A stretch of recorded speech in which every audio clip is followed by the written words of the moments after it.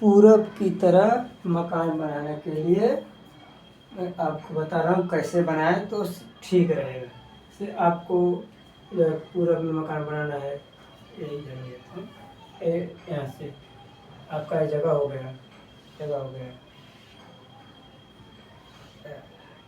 तो हो गया पूरब।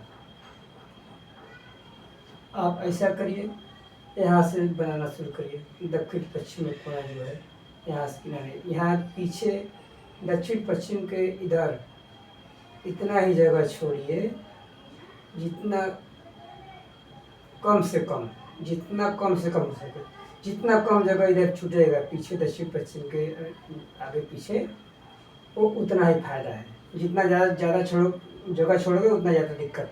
इसलिए कम से कम जगह छोड़, जितना ज़रूरत हो। जैसे कि आपको खिड़की खोलने के लिए, रोशनाई के लिए उतना ही छोड़ो, क्योंकि आपका इधर खाली होना नुकसान का सिवा फायदा नहीं है। इधर जगह खाली होना सबसे ज़्यादा नुकसानदायक है। इसलिए इधर बहुत थोड़ा ही जगह छोड़ो। इधर जितना ज़्यादा जगह छोड़ोगे उतना अच्छा है। तब मान लीजिए जैसे आपने यहाँ से बनाना शुरू किया, इतना आपने आधे में बना दिया। अब इसमें आप यहाँ बनाया, मान लो इधर 1 2 3 4 5 6 7 8 इतना आपने बना डाला रूम।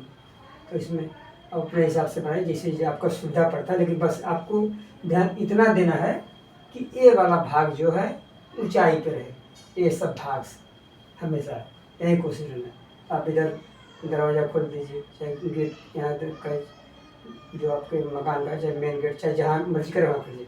इस भाग में चाहे यहाँ से लेकर यहाँ तक कहीं भी करोगे कोई दिक्कत परेशानी नहीं है, बहुत अच्छा है। लेकिन हाँ, एक चीज़ हमेशा बढ़नी चाहिए। और उसके बाद आप क्या करेंगे, कुआँ इधर इतना जो तीसरा भाग है इसका, ये तीसरा भाग है। तीसरा भाग जो दक्षिण तरफ आता है, इतने में 3 भाग में से 1 भाग छोड़ दीजिए। तो ये भाग में आपका गड्ढा कुआँ ये सब ना है, कोशिश करना इतना है। और इधर भी गड्ढा कुआँ है, और उतना इधर तीसरा भाग, यहाँ भी, यहाँ का भी, यहाँ से यहाँ का तीसरा भाग में ये गड्ढा कुआँ न आए तो अच्छा है। और इधर गड्ढा कुआँ अपना जो करना है कर लो। अब जब आपका ये मकान हो गया, अब उनको ये वो वास्तु के हिसाब से है। अब यहाँ पे आपको गड़बड़ी कब करेंगे, जो आपने सीढ़ी बना लिया यहाँ, या यहाँ बना लिया, या यहाँ बना लिया, तो जब सीढ़ी बना के 1 मंजिला मकान बन गया तो अभी सही है। जब आप सीढ़ी को बंद करोगे, मान लो सीढ़ी आपने यहाँ ही बना दिया। अब आपने सीढ़ी यहाँ बना दिया,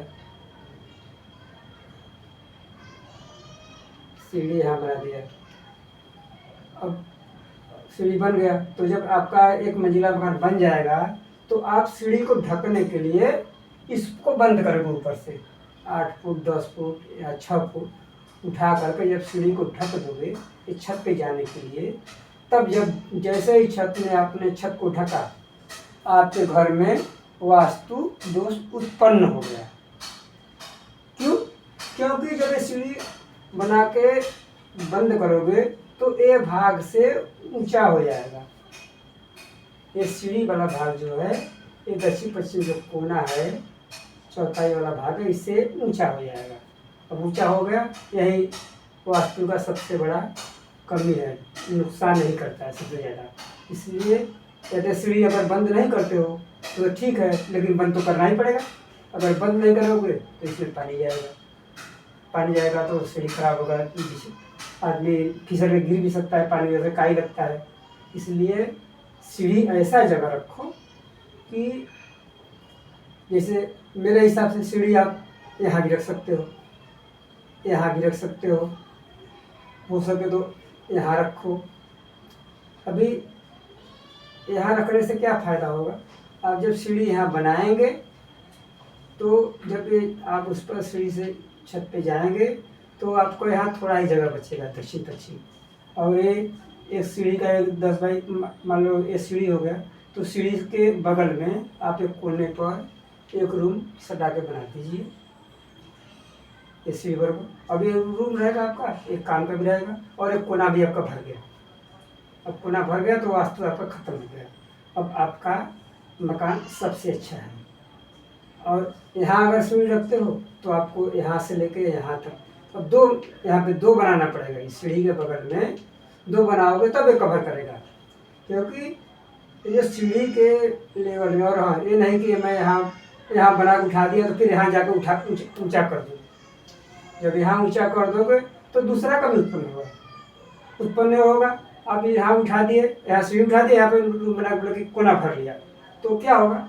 उसके बाद ये जो इसके बीच में दो, ऊपर छत पे बीच में जगह खाली रह जाता है।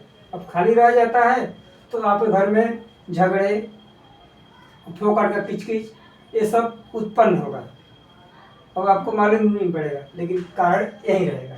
इसके कारण से झगड़े उत्पन्न होते हैं, क्योंकि इधर भी बन गया, यहाँ भी बन गया, बीच में खाली हो गया।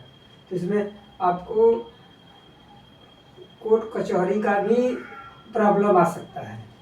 ये बीच में इधर बन गया, बीच में खाली होना ही यही प्रॉब्लम है। इसलिए ये सब ध्यान दो, ऐसी जगह से रखो कि मेरे हिसाब से अगर कोशिश करो कि एक रूम के छोड़ के जो होने वाला 10 बाई 10 आता है उसके बगल में ही सीढ़ी बैठाओ, तब उसके बाद आप ऊपर उठा लोगे दक्षिण कोना और दिक्कत नहीं आएगा। और हाँ, अगर हो सके, अगर जुगाड़ बन जाए, अगर किसी तरह से नक्शे के हिसाब से, तो अगर यहीं पे सीढ़ी बना दो तो और अच्छा है, क्योंकि कोना हमेशा सीढ़ी उठा रहेगा।